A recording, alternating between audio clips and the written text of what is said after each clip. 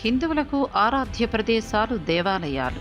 అందుకే మన దేశంలో అనేక ఆధ్యాత్మిక దేవాలయాలు వెలిశాయి. ప్రపంచంలోనే అత్యంత ప్రసిద్ధి చెందిన దేవాలయాల్లో అత్యంత ధనిక దేవాలయం ఏది? అవి ఎక్కడున్నాయి? వాటి సంపద ఎంత? ఈ విషయాలన్నీ కూడా ఈ వీడియోలో తెలుసుకుందాం. పద్మనాభస్వామి దేవాలయం తిరువనంతపురంలో, కేరళ రాష్ట్రంలో ఉంది. ఇక్కడ అనేక సంవత్సరాల నుండి నిల్వ ఉంచిన టన్నుల కొద్దీ నిధులు కనుగొనబడ్డాయి. భక్తులు శ్రీ మహావిష్ణువుకు సమర్పించే డబ్బు, విలువైన బంగారం వెలకట్టలేనివి. అందుకే ఈ దేవాలయం మన ఇండియాలో బాగా ధనిక దేవాలయంగా ప్రసిద్ధి చెందింది.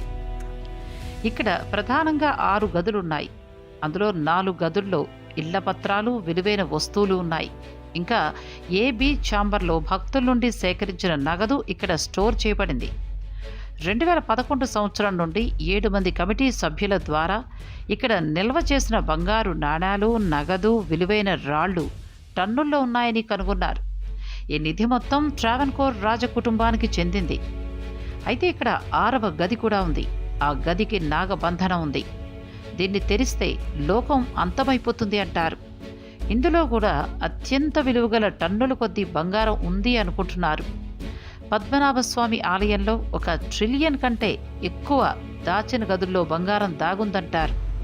విష్ణువుకు అంకితం చేసిన ఈ ఆలయంలో అమూల్యమైన బంగారాభరణాలు, విగ్రహాలు, కిరీటాలు, ఇంకా రకరకాల ఆభరణాలు ఉన్నాయి. కానీ అలాంటి సంపదను ఈ ఆలయంతో పోల్చలేము. మహావిష్ణు బంగారు విగ్రహం ఒక్కటే 500 కోట్లుంటుందట. ఇక తిరుమల తిరుపతి దేవాలయం. సాధారణంగా తిరుపతి దేవాలయం అని అందరికీ తెలుసు. ఈ దేవాలయం 2వ ధనిక దేవాలయంగా ఉంది. ఈ దేవాలయం ఆంధ్రప్రదేశ్లో చిత్తూరు జిల్లాలో ఉంది. ప్రతిరోజు 60,000 మంది భక్తులు ఈ దేవాలయాన్ని సందర్శిస్తూ ఉంటారు.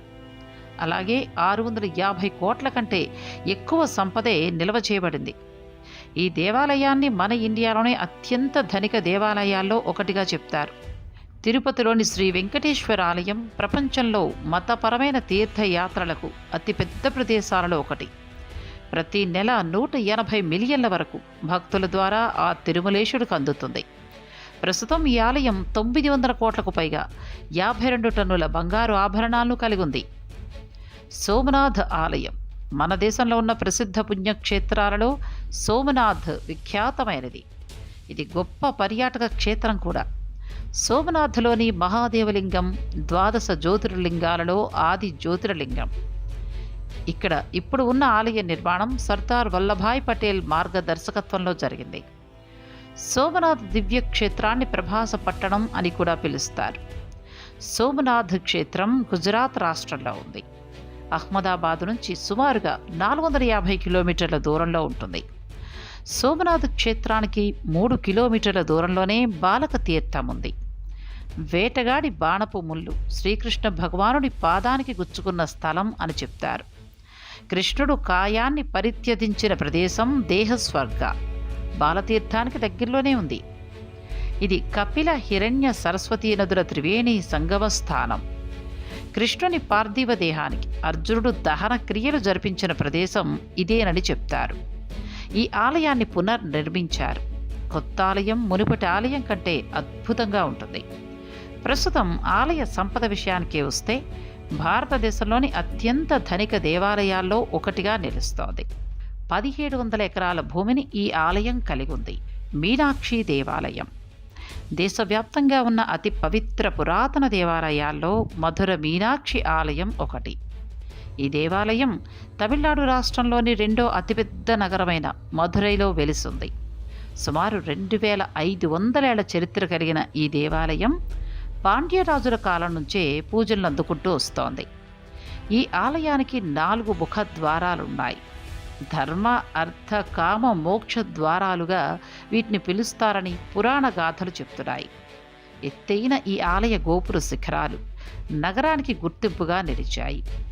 హిందువులు అత్యంత పవిత్రంగా పూజించే ఈ ఆలయానికి వేలాది మంది భక్తులు నిత్యం మీనాక్షి అమ్మవారిని దర్శించుకుని వెడుతుంటారు.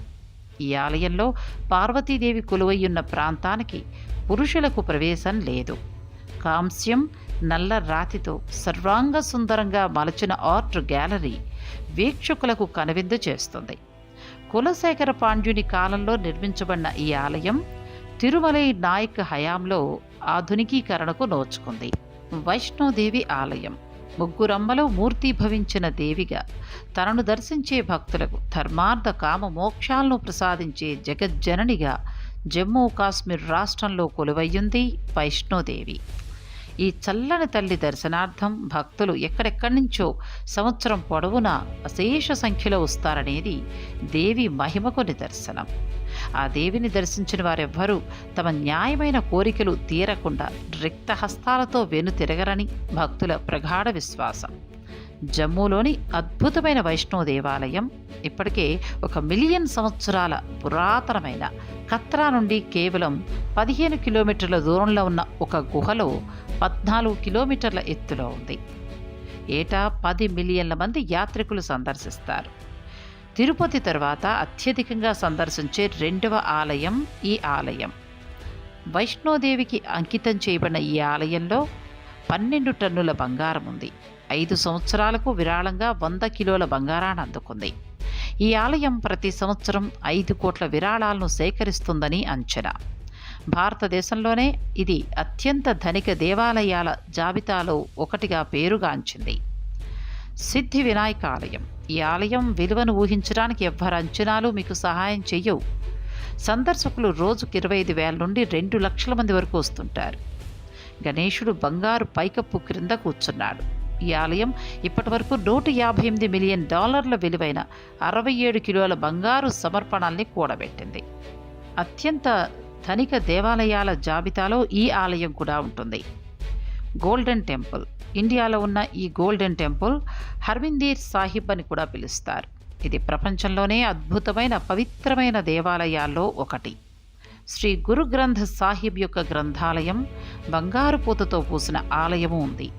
ప్రకాశించే ఈ గోల్డెన్ టెంపుల్ చుట్టూ వైట్ భవనాలు మరియు ఒక పవిత్రమైన సరస్సు ఉన్నాయి. పూరి జగన్నాథ ఆలయం. జగన్నాథ ఆలయం చాలా ప్రసిద్ధి. అలాగే ఒరిస్సాలో అతిపెద్ద దేవాలయంగా ఉంది. 12వ శతాబ్దంలో నిర్మించబడింది. పూరి జగన్నాథ ఆలయ పునాది వేసిన క్రెడిట్ రాజా అనంతదేవ్కే వెళుతుంది. ఆలయం బంగాళాఖాతం తీరంలో భువనేశ్వర్కి 60 కిలోమీటర్ల దూరంలోనే ఉంది. ఇక్కడ వైష్ణవ సంప్రదాయం ప్రకారం పూజలు నిర్వహించబడతాయి. ఇక ఈ ఆలయానికి సంబంధించి కొన్ని వేడుకలలో 209 కిలోల బంగారంతో స్వామివారిని అలంకరిస్తారు. మరి వీడియో మీకు నచ్చిందా? అయితే లైక్ చేసి షేర్ చేయండి. ఇటువంటి ఆసక్తిని గొలిపే అద్భుతమైన విషయాల కోసం మా ఛానల్ను సబ్స్క్రైబ్ చేసుకోండి.